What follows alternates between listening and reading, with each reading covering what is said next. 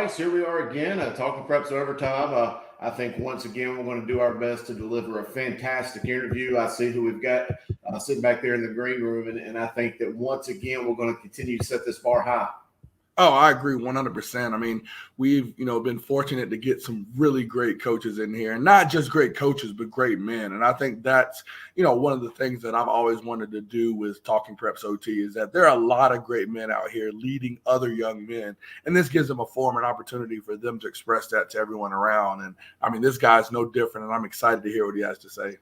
Yeah, and I think that's just goes to show just how strong the football brand and high school football and high school athletics is within the Carolinas. And let's not forget, there's some women out there that probably are very influential in football too. We probably need to hit them up one day as well. But hey, without any further ado, let's bring in our big guest for today, head football coach over at Providence State High School, good friend of both of ours, Coach Chad Grier. Coach, I appreciate you getting on with us. Hey, thanks for having us. Appreciate it. Absolutely. Definitely, Coach. Oh, we're just glad to have you on here. Of course, in this area, everyone, knows, I feel like at least a little bit about you, and then some maybe don't. But, for those that don't or don't know the whole story, could you kind of talk about your playing and coaching history and, bring us up to the present day? Oh, man. I'm old now. It's a lot. I, born and raised in Charlotte. My whole family's been from Charlotte forever. I went to South Mech. My mom taught at South forever. She retired as a teacher, became a full-time sub at Myers Park. So my parents went to Harding. I mean, we've been here for a long time. I ended up playing my junior, senior year at Charlotte Latin, much to my mom's chagrin, but had a great experience there. And then we went to the University of Richmond out of Latin, played 2 years there. Then I transferred and finished playing at East Carolina. Got into coaching actually is just something I love to do. I coached in college at like the local gym down at Elm Street Gym in Greenville, basketball, and just love being around kids. Like my dad was a great youth league coach and coached at Catholic right before Odo got there with Skip Fodell. So it's kind of been my blood, I guess. And so I coached at Western Guilford High School and Guilford Middle School in Greensboro right out of college. I'd work all day, and then they set up where I'd go at night, and I worked for Charlie Griffin, who was just an unbelievable man. Rest in peace. He was just such a great leader of young people, especially the kids that were really the first time I really saw how a man took two just totally different groups within the same school and pulled them together as a family. And that had a huge impact on me. In addition to playing for Coach Larry McNulty at Latin, who just, I think, is the best coach I've ever been around. But I coached at Western Guilford, coached for Coach Mack at Latin, coached at South Lake Christian. Was reluctantly took the job at Davidson Day as a head coach while I was still working, in different in business. Thought I would do it for a year and then hand it off to somebody. Ended up 8 years later, finally we moved on from there. Went down Oceanside and coached in Charleston. There again, thought I had my life figured out. Had 3 grown boys and thought I was going to basically just I quit working outside of coaching and just became a coach full time for the first time. I was living my best life, walking to the beach and a great school with great people and kids. And then, the good Lord blessed me with a baby. So I've got a 2.5-year-old now. So we moved back to Charlotte. And Providence Day, we really wouldn't have come back to Charlotte for probably anything else. I mean, this is just such a unique place and a special opportunity. So the chance to come back to Charlotte, be with family, raise my youngest son, Hank, around family, brought us back to Charlotte. So, I've been around a little bit. East Carolina, I got to play for Kevin Gilbride and Mark Richt and Steve Logan. So just got to really, I think I set a record East Carolina for most consecutive quarters wearing a baseball hat while Jeff Blake was playing. So not a great record to have as a quarterback, but I got a PhD in football from some really great football minds and been able to, fortunate to surround myself with some great men who also coach to help us put together a scheme and system that's been able to work, over the years that I think the kids enjoy playing in, and we've had some success. That is great. That's an extensive history there, Coach. I'd love to hear it. First, I want to kind of, zone into the point, of talking about your 8 years at Davidson Day. I mean, I definitely want to hear kind of you saying, you thought you'd only do it for a year. I mean, then you look back and, you were there 8 years and, you've had an incredibly successful run, had a son come out, had some, other players as well have done some great things. Could you talk about your time there and just how you felt, especially as it seemed to come to that, abrupt end? I think that I talk to the kids all the time that, I'm not at a faith-based school. Davidson Day wasn't either, but faith is a very important part of my life, and I think it should be important to all kids, regardless of what your faith is. I'm a Christian, and I'm have a very strong, deep-rooted faith in that. But whatever your faith is, I think that should be the biggest part of who you are. Football shouldn't define you.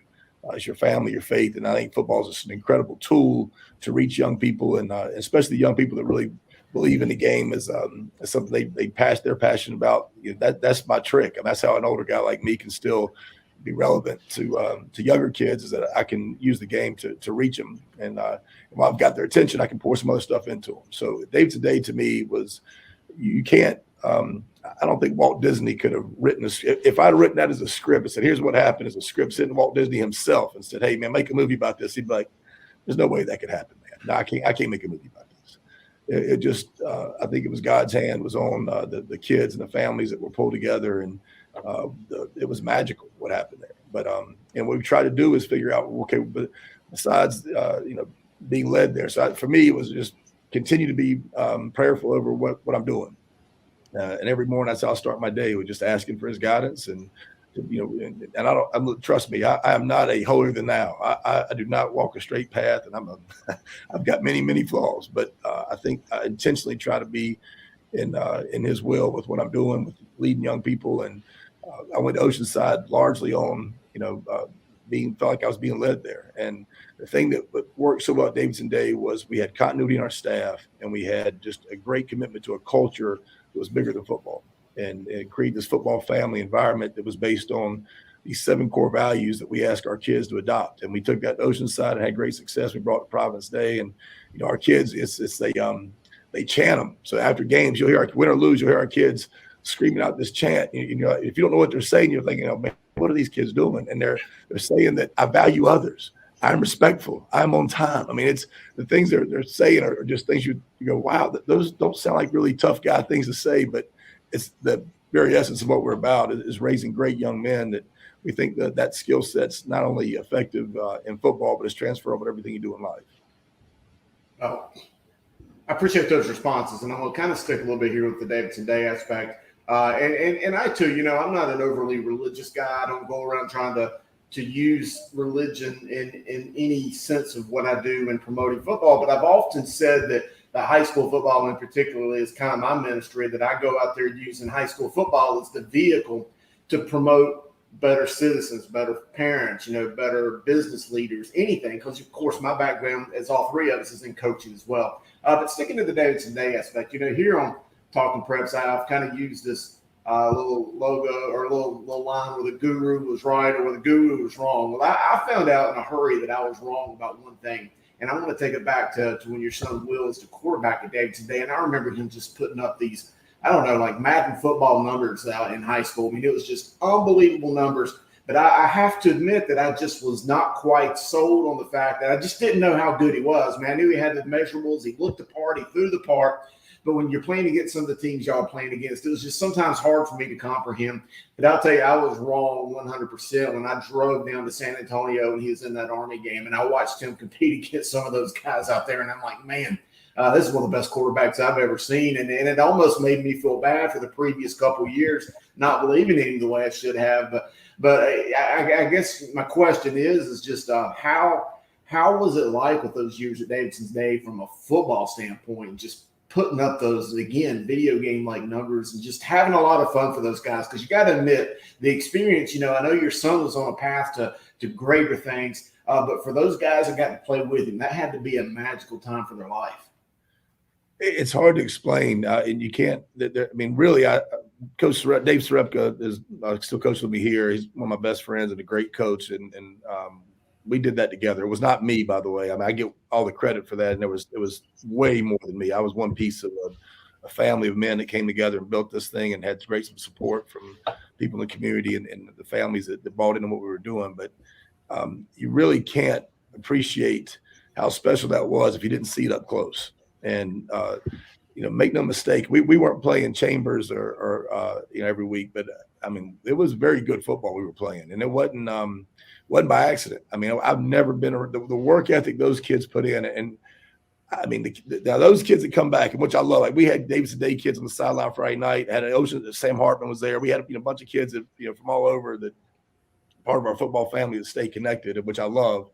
And they give me a hard time about getting soft, how soft I've gotten. And man, you wouldn't allow that before. Oh man, you're so, and I may have. I don't think, truthfully, I don't think I have the energy, and I don't think that I probably would be allowed to coach still if I coached as hard as I coached the kids at Davidson Day. But what you were saying, Will had a chip on his shoulder because people doubted him. The Davidson Day kids they played with a chip on. They worked with a chip on their shoulder because everybody said, well, there's no way they can be that good.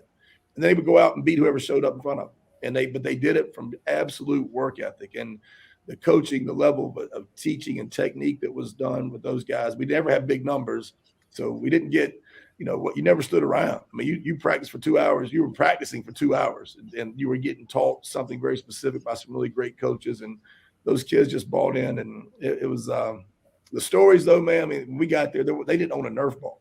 Like the local guy, Justin Park, came out and said, "Hey, man, I want to do a picture with you. Can you just grab a ball or something or a helmet?" And I'm like, "Man, we ain't got any helmets. And there wasn't even a Nerf ball. The PE classes didn't even play football." So I mean, it was scramble around. Somebody found a sweatshirt. I remember Steve Smith came out from the Panthers, and they gave me a regular sweatshirt. So I put this on for the picture with Steve Smith. But we didn't have a schedule. We didn't have helmets, shoulder pads, nothing. We had a drawing that said, "Hey, we're going to build you this stadium. You'll have it next year." I'm like, "Well, look, I'll get this thing off the ground with a JV team, a middle school and a JV team. And then, I think Will's got a chance to be pretty good. I don't need to be his coach. I mean, I'll help. And look, I got more time. I'll tell you the whole story. It'll take a minute, and you won't believe it. But anyway, I just thought I'll get it going, and then I'll go back. I've got a real job. I mean, I'm responsible for providing for my family, and I don't have time to be the head coach." And we got it off the ground, and I don't know that I've said this very many times publicly, but I ended up, after that first year, I had brain surgery. And while they put 35 platinum or 45 platinum coils in my head, something went out on this side, and I lost my whole left side. I couldn't walk. So I literally was in the intensive care in the hospital trying to figure out how to walk again to get out, when it was determined that I would just remain to be the permanent coach going forward. And I was telling her at school, "I can't do this. I can't even walk." And she just was very passionate that I was the right guy and I needed to do it. And prayerfully, I learned to walk again pretty quickly. And, we kept going. And again, that's why it's way bigger than football or anything I did. It was, I think God's hand was on. There was something magical there with the kids and the families that came together to make that happen. And I was just the guy that he chose to be a part of it. And I was supposed to do it. And I really couldn't make up the amount of incredible stories of young men and what they accomplished and achieved. It'd be hard to, it would take hours to take you through all this, but it just was unbelievably rewarding to be a part of. It was not me. It was not that I had some magic scheme. It was kids that were talented that worked their rear ends off to maximize that talent and did some, and really the biggest things, they played for each other. We talk about it all the time. Don't play with each other. Make it about somebody else. Make it bigger than you. And those kids did that, and the success they had was overwhelmingly incredible. Beyond what I think anybody could expect it from a group of, 23 to 35 kids. I mean, we had a team that had 23 to start the year. We played Marvin Ridge. If you got it, this is a great story. We're playing Marvin Ridge, and we have 18 kids dressed out healthy. 18. And every one of them, obviously, and 14 of them really going to play. I mean, we had like a kicker and 3 guys really couldn't safely play. Right. So, we're out for pregame, and Marvin Ridge is a great place to be, a great environment to play, a great student section. They come out of their tailgate up at the parking lot, and all 18 of us are on the field for our pregame, and they come down the hill and they split out in two, and they kind of surround you. They do their warm up, they run down the other side of the field, and so Sarepka, who was hilarious, is standing next to me. He goes, "Hey man, just follow my lead." And I'm like, "What?" He said, "Just follow my lead." And I said, "All right, man, whatever."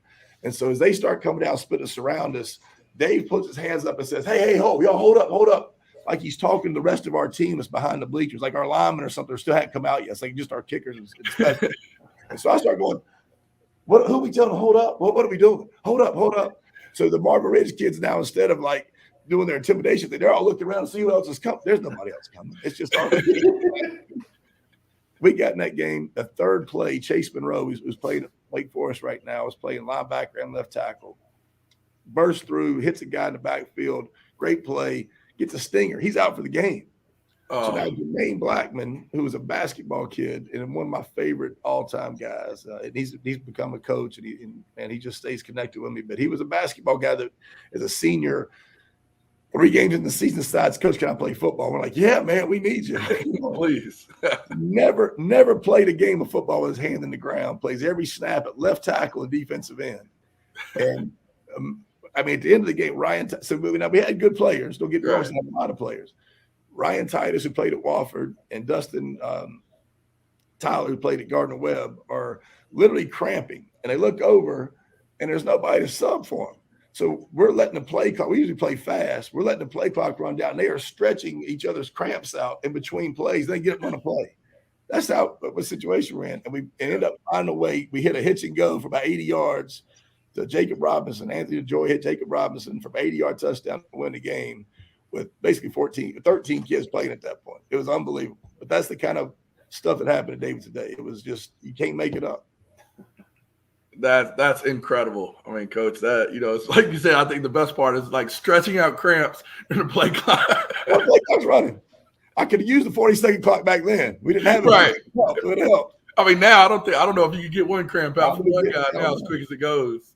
Oh man, Coach, that's an incredible story. I mean, we appreciate you sharing everything from your great return back, even just to get on the field, to some of the great moments again there. But Coach, I definitely want to highlight, especially coaching your son. I mean, I think that is always one of the great unique things about this game, and how we're building up young men. Sometimes we're even building up the ones that live in our home. I kind of want to get to that story, in game where he's out there, he's doing his thing. What's that moment where he may have overruled dad and actually been right, and that lets you know that he had it? That first moment, that story right there, Coach. Yep.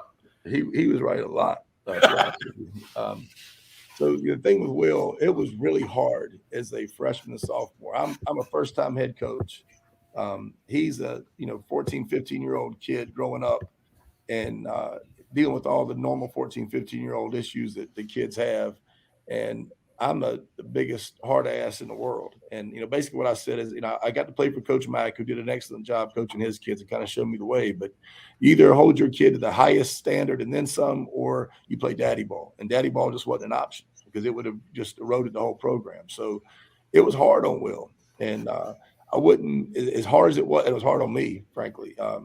Those first 2 years were incredibly rough, but I wouldn't trade those for the last 2, especially his senior year was just, our relationship just changed. It was the most incredible time I've had as a parent, just with him. Probably the best story that indicates who Will was. Our very first ever varsity game, we're going to play at Harold's Christian, and people that don't know who Harold's is, we knew we started a program. They used to do private schools by size. So football's just like the public schools, was done by size, and we were the smallest classification. And we felt like we might, someday be able to get into the next one. The powerhouse was Harold's. They'd won like 13 state championships, man, and they were just a powerhouse and had some great players and always Hall of Fame coaches. It was Jack Holly, it was Brian Aldridge. I mean, they guys that would retire from hundreds of wins in public school and come to Harold's, and just you drive out in the middle of nowhere, and then there's this great looking, beautifully manicured field and a really good football team. But Eastern North Carolina football, Delaware wing T stuff, and they get after you. But so we built our program on, we got to be able to beat Harold. So we got to be physically tough, and we got to figure out how to deal with that offense. So, the great thing was our very first scrimmage we've ever had, is a Forsyth Country. They used to have a jamboree, and we go up there for that. And we threw the ball, I think, twice. I didn't mean to throw it at all, but we just ran like in too tight stuff. And we got to Harold's the first game, and they've got a pregame radio show that plays through the stadium. It's a great environment. And we hear on the radio show them talking about, Davidson Day is they're going to try to set up the run, and they're not going to throw it very often. And as long as we stop the run, we're going to be okay. And we're giggling to ourselves on the sideline, going, "Oh my God, this may have actually worked." And we came out and threw it for like 455 yards that game and won big. But the crazy thing is, we had a little auto check with Will, where if they gave us something short, he was supposed to take it, or he could, if he like it was soft inside because they adjusted to our formation, and he could run it. So he took off and run early, like third play of the game, and we thought he broke his ankle. And he's a very physically tough kid. He never lays down. Like you saw the game at Texas when he broke his hand. His fingers turned the other way. He doesn't show pain. That's just not who he is. So when he stayed down, I'm like, oh, this isn't good. So they get him off and got a young trainer. And I said, hey man, how bad is it? And the trainer said, man, I think he broke his leg. It's either his ankle or his lower leg, but it's broken. I was like, well, can he play? He said, not going to win any Parent of the Year awards for this. Right. Look, I think I'll put a tape cast on. It's not going to make it any worse. It's already broken. I was like, well, tape him up, see what he says. He was like, I'm playing. He threw for like 455 and ran for over 100 on one. I mean, it turned out it wasn't broken. But it was worse. He had a 3rd-degree high and a 3rd-degree low ankle sprain. Oh, so you can't. I mean, how he did that, I never really truly understand. The next week we have to go play Trinity, and they were really good back then. And it was a hurricane came through that Friday. He was in a wheelchair at school. They had this hyperbaric chamber up in Huntersville that somebody told us about. So I got Will in a hyperbaric chamber all week trying to get the swelling down out of his ankle.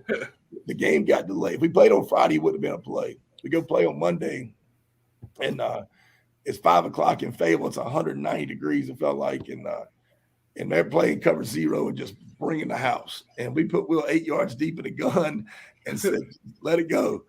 And, man, he just started just dropping bombs. And, Mike and Seward and Gates, those guys all just, it was unbelievable. And they kept getting better and better as the season went on. And, the magic just kind of kept rolling. It was crazy. But yeah, Will was a really tough kid. As it went on, he knew the offense better than I did, and he would just kind of direct it. If I called something wrong, which I'd still do to this day, I'll screw up and play, and he'd just fix it. Right? He'd say, "Well, I got one." He was, and it really didn't matter what I called; he could make it work. We finally figured out we'd make you be the punter. He's a pretty good athlete, and we quick kick every now and again, but we lined him up to punt, and he throw it half the time. I think his senior year, he played in 13 games.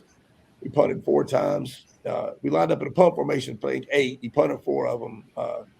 4th down, and it was just another down for us back then. I mean, I'll take our chance with him throwing it than kicking it and having to go tackle somebody. So I don't know if I gave you what you needed, but he was fun to coach. He was a little bit of a cheat code, ain't no doubt.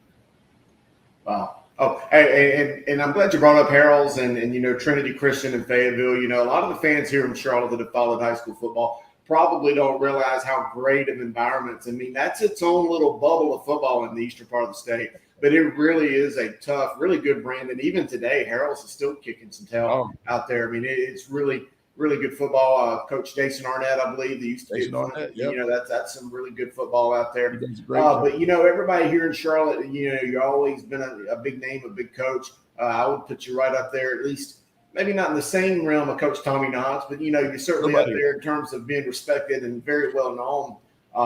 But all the question I always seem to get, was there ever a chance that you would have ever ended up at a CMS school?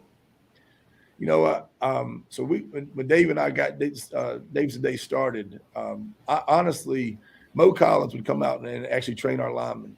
And being from Charlotte, back in the days when Neil Williams was the quarterback, and way back now, obviously, but Richie Melkor and some guys that from West Charlotte.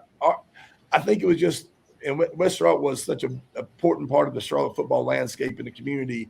And it was down. And then when Mo was bringing it back, and then when he passed, it was one of those things we used to talk about. Man, it would be really cool to go do what we do at West Charlotte. And so I really was in the back of my mind. I was always like, because we really felt like we were doing this it was about kids. It wasn't about money. My entire staff never got paid a penny. The whole day-to-day staff was volunteer. We did it because we loved football and loved the kids. There was never a job for any of us. So it was like, man, and we're blessed enough, like in my work, I could make the living I need to make and can still make it work. So we thought, man, it'd be cool to do it. But at the time, there was no way to do it. You had to be a CMS employee to be a coach. That may still be the case. I don't know. But when I was leaving Davidson Day and trying to decide where to go, I talked to a couple of CMS schools. And again, I just had a connection growing up in it, and my mom being a teacher in it. It didn't work out for me to make it. I couldn't make the math work. I couldn't make the situation work. there was one opportunity that I was really interested in that, but the best they could come up with was, well, you had to be the ISS teacher and, for 3 blocks and, in this room with no windows and then, do your thing. And I'm like, man, I don't know that I could do that.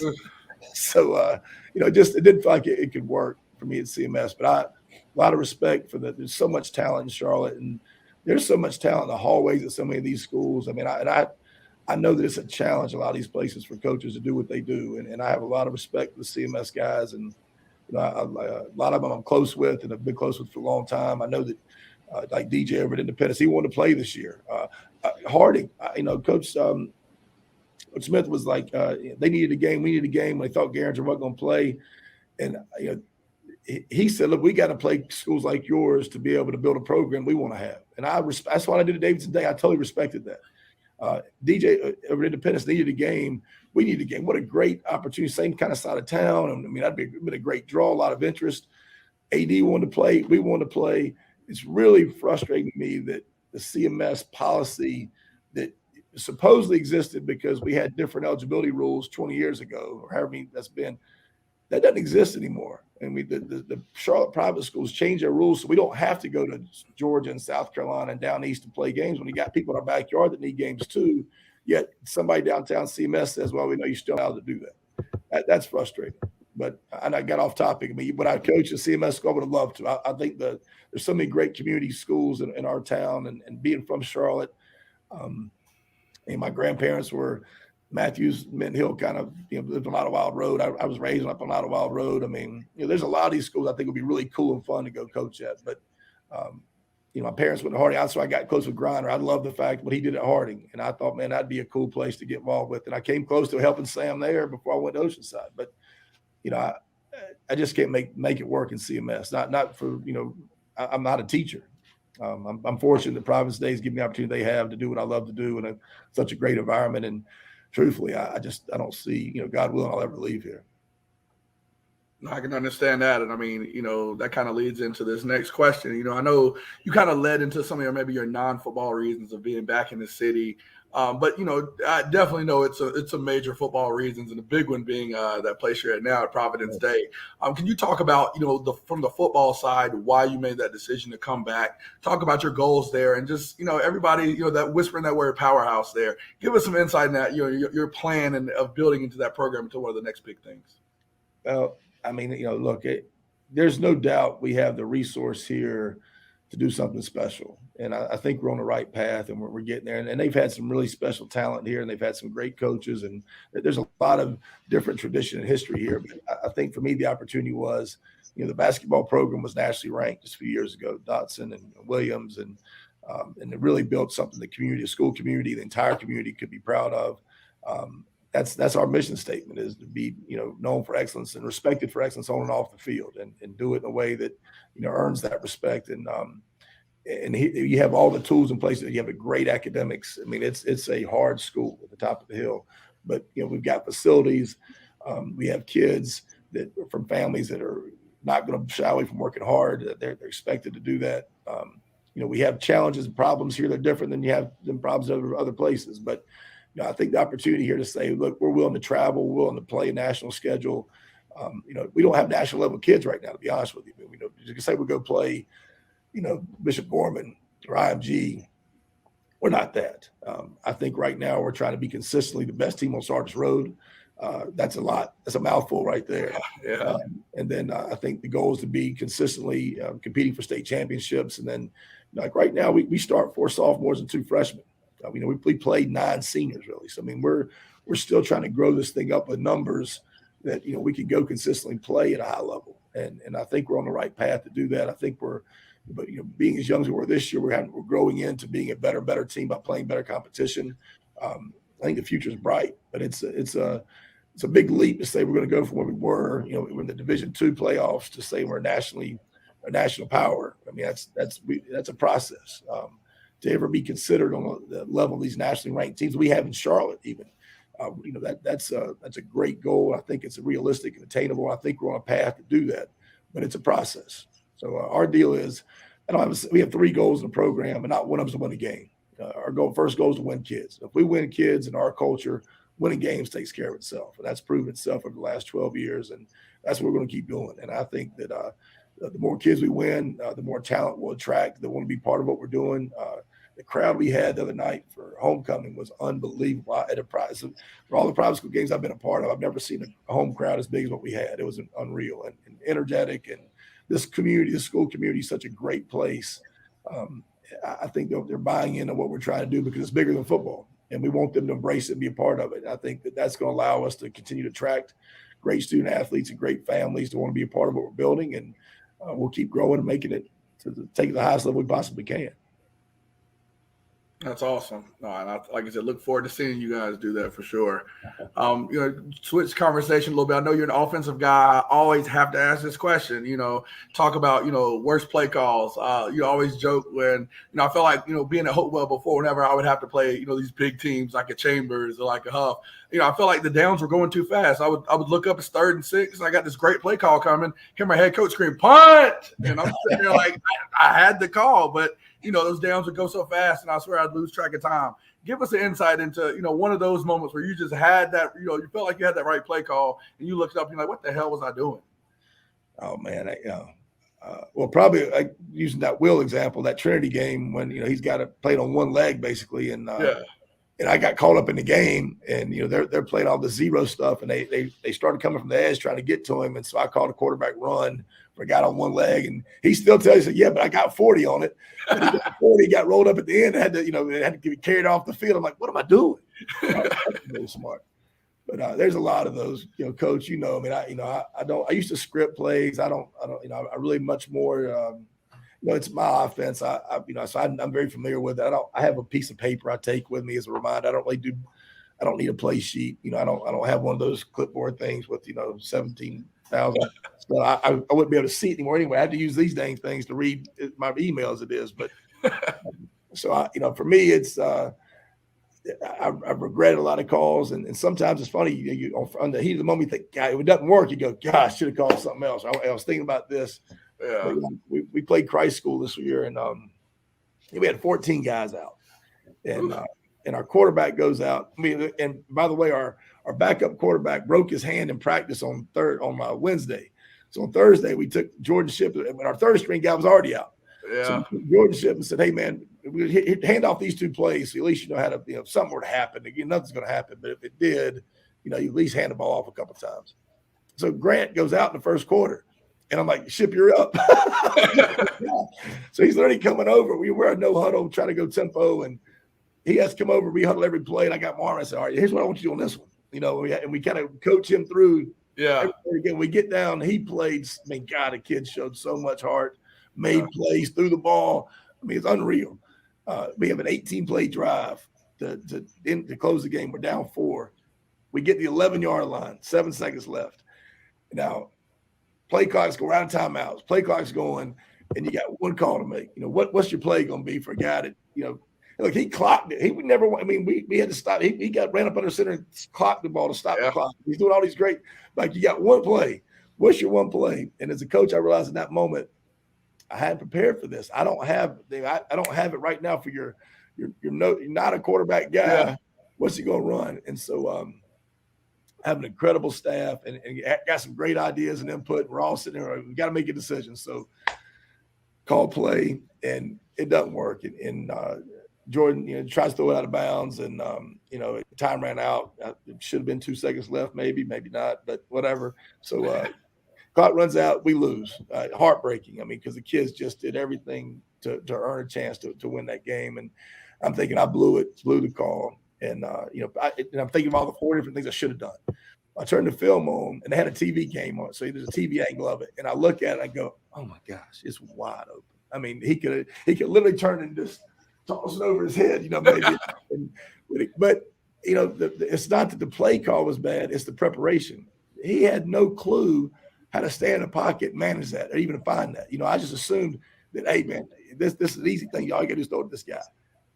I put him in a terrible situation. So the play call might look right on film. Oh, it was a great call. He's wide up. No, it wasn't, because I didn't prepare the kid. That's as a coach where I failed. And that one will haunt me.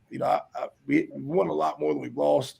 But it's amazing how I remember details of every loss going back to the beginning, but I forget most of the stuff that happened in the wins. Yeah, no, of course. And I mean, that kid has done, so many good things for you. And of course, I remember 7-on-7 this spring or this summer, that amazing catch on, I think it was on third down that made it to like all the IG sites and everything. No, he's a special talent, man. And we're blessed with some great kids that are, especially young kids that just are old. We got some great, really talented kids. That's the thing for us this year that was a little frustrating to start, is we've got clearly a lot of talent. And so you go, well, if you got talent, you're not winning, that's coaching. So, it's 100% on me if we're not finding a way to win these games. Played a challenging schedule, but I think what I underestimated is we had 10 guys like on offense in the first game that never started a varsity game before. Talented kids, play a lot of 7-on-7, but it's a big difference to go out on Friday night, first time, big crowd, big stage. And I've never done this before as a starter. And, it took us, we've been growing through that. I think we're at a place now where kids are starting to expect to win every time they take the field, no matter who we play. And that's the culture we got to get to. We're going to earn the right through our work ethic to expect to win. I don't care who shows up. The Panthers show up, you're going to get some of this. Let's go. Yeah. Well, Coach, I only got one question, and we'll end it with you this afternoon, and we appreciate your time. You've been very gracious with us. But whenever that time comes that Coach Chad Grier wants to hang up the whistle and move on to business or fatherhood or grandchildren or whatever it is that you're going to spend your days remaining doing, what's the one thing you want to be remembered for? I mean, you've won hundreds of games. You've affected hundreds of lives of the young boys that you've coached. But what's that one thing that you want people to remember Coach Chad Grier for? Well, first I'll tell you that as you start to ask this, I have people tell me all the time. I mean, all the time.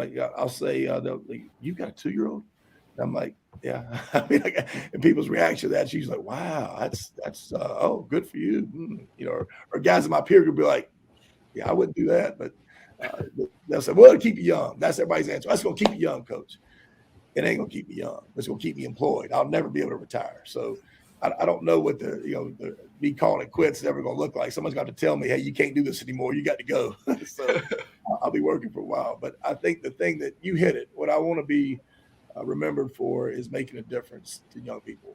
And what motivates and fuels me is how many of the kids that I've been fortunate and blessed to be around stay in touch with me. So as an older guy, I've got, I see guys that, Ramsey Mara played for me at Southlake and was a great kid, never going to be a college football player, but became a professional something, and he went to college and he got a degree. He's having success in his life. He buys his first custom suit, sends me a picture of his suit. He opens his lapel and he's got it engraved, not with his monogram with his name, but hard work works. He's like, I can't tell me kids have come back to me as 24 and 5 and 6 and 7-year-olds saying, Coach, those values, I got it in high school, reset them. They mean more to me now than they did in high school. I mean, you really made a difference. And that's where when I have these kids are now young men that will call me and tell me they love me. And, Coach, I just want to say I just bought my first house, or Coach, I'm out of car. What do you think? Or, Coach, I'm thinking about getting married, or just those are the things that I just feel like, man, I must have done something right. I do a lot of the wrong things. I say some crazy things to these kids sometimes, just usually trying to make them laugh, but I say some things I probably ought not say. But I love the fact that I feel a genuine love and connection with these guys well beyond football. That's what I want to be remembered for. Wow. Well, Coach Chad Grier, for Coach Grice and all, I think we knocked it out of the park. Another great interview. We appreciate your time. And, man, this has just been such a great insight into your coaching career, your life, and everything else. Grice and I know we certainly appreciate you. I appreciate you guys for having me. Really do. Thanks for all y'all do for high school football, man. It's needed and appreciated.